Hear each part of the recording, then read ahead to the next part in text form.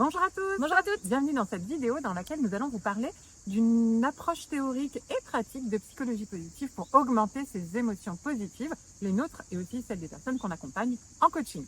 Je m'appelle Anne-Laure Dabo, je suis coach et thérapeute de couple et co-dirigeante du centre de formation Zen Pro. Je m'appelle Cécile Neville, je suis psychologue et coach et nous sommes toutes les deux passionnées, expertes en psychologie positive, la recherche scientifique qui s'intéresse à tout ce qui contribue à plus d'épanouissement, de bonheur individuel ou collectif. Et donc dans ce cadre-là, il y a des études de fait sur plein de sujets différents et notamment un thème de recherche très étudié, ce sont les émotions positives. Et comment ça peut être utile et comment on peut les utiliser pour augmenter notre niveau de bonheur. Exactement, et donc on peut à la fois augmenter la durée, la fréquence et l'intensité des émotions positives, diminuer la fréquence, l'intensité et la durée des émotions négatives. Et là, on va faire maintenant le focus sur la partie comment augmenter les émotions positives.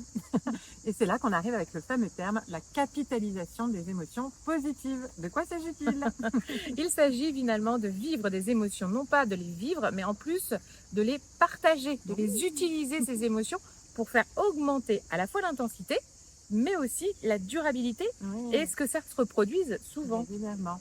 Donc on a Christopher Langston qui a utilisé ce terme pour la première fois, c'est quand même il y a longtemps, 1994, où il fait des recherches et il se rend compte effectivement lors de ses recherches que on est déjà bien quand on vit une émotion positive, c'est génial, mais que quand je la repartage à une personne, cette émotion, elle reprend vie en nous et on se sent encore mieux, donc ça prolonge l'émotion en fait, on peut en reparler. Et il va même plus loin parce que même il se rend compte que plus on en parle à d'autres personnes, et plus ça augmente. Donc en gros, l'idée, c'est que quand vous vivez des émotions positives, quand les personnes que vous accompagnez, vous voulez les aider à être plus épanouies, à avoir plus de positif dans leur vie, proposez-leur de vous raconter des souvenirs positifs et proposez-leur des défis de raconter à 3 autres personnes ces mêmes émotions positives qu'elles ont vécues dans la journée, par exemple, chaque jour. Le soir, de faire les fameux 3 kiffs par jour, par exemple, se partager des moments positifs de la journée, mais les partager avec ses proches, en famille, et donc à plusieurs, et ça augmente l'intensité, la fréquence, la durée. Donc oui, capitalisons nos émotions positives. Mais ce n'est pas tout. Ça ne s'arrête pas là, puisque Shelley Gable en 2011, me semble-t-il. 2004, j'étais trop là. Bien, hein. Pas très important. Néanmoins, Shelley Gable a mis en relief aussi également que il y avait un autre facteur qui venait dans l'intensité, dans la durabilité. C'est quand on partageait un moment de bonheur à une personne, mais que cette personne avait une réaction qui était ce qu'on appelle actif-constructif. Alors, qu'est-ce que c'est? Il s'agit d'une personne qui, face à une nouvelle partagée, va être en mode à l'écoute, intensive et très réceptive. Ok, mais alors du coup c'était où? Et qui va poser des questions, qui va demander dans les détails. Et là, on va être dans une réaction active, constructive.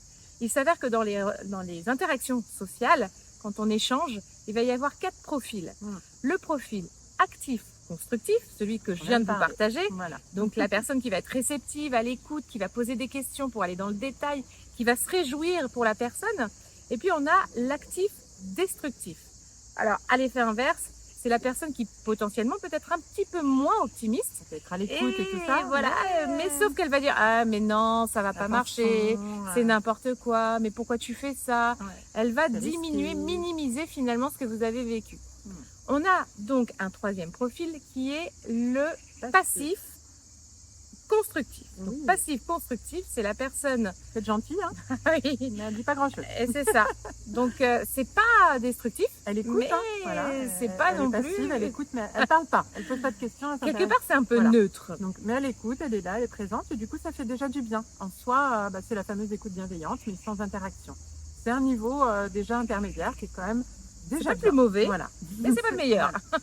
Et enfin, le dernier, donc c'est le passif destructif. Non seulement la personne ne vous écoute pas, mais en plus, elle s'en fout littéralement et elle vous le dit. C'est-à-dire qu'elle peut même vous dire moi j'y vais, alors que vous n'aviez même pas fini. Voilà, on voit le désintérêt, le manque d'intérêt, et du coup ça nous coupe, on se sent mal, et c'est en ça que c'est destructeur parce qu'on a l'impression que c'est inintéressant, etc.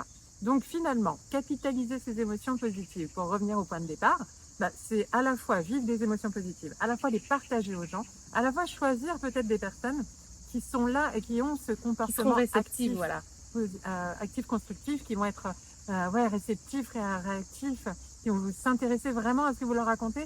Et de l'autre côté, les recherches chez les Gables ont prouvé que quand on écoute nous-mêmes et qu'on est en mode actif-constructif, on augmente aussi nos émotions positives par l'intermédiaire des émotions de l'autre.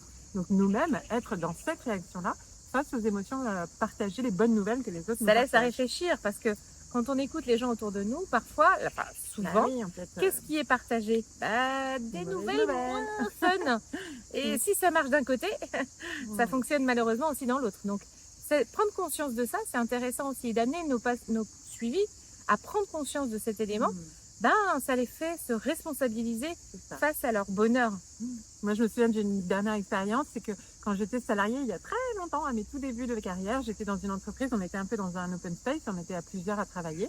Et en fait, il y a des gens qui venaient des fois, qui passaient, qui travaillaient dans les bureaux d'à côté, qui venaient puis qui parlaient un peu avec tout le monde. Et ils venaient souvent se plaindre, ou raconter des problèmes, les potins et tout ça.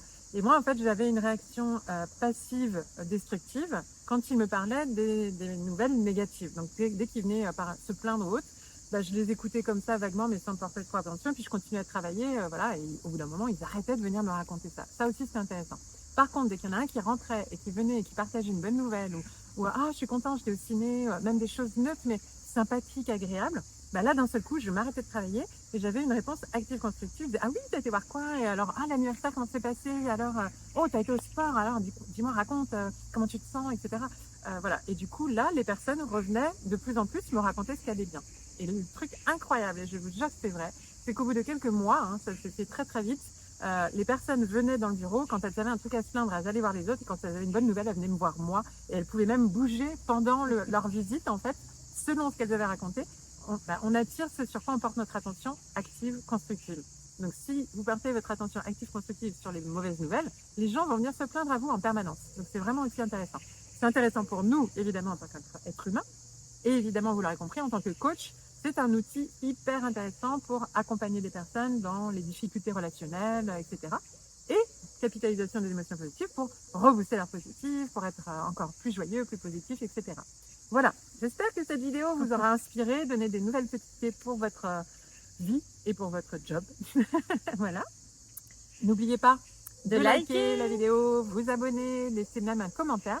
Est-ce que ça vous parle? Est-ce que vous avez des anecdotes à partager nous à vos raconter? amis aussi. Exactement. Et puis on sera ravis de vous retrouver, soit dans nos formations Zen Pro, peut-être si la psychologie positive vous intéresse, on a plein de formations sur le sujet. Et sinon, au sein du réseau Zen Pro des coachs épanouis et inspirants. À très bientôt. À bientôt.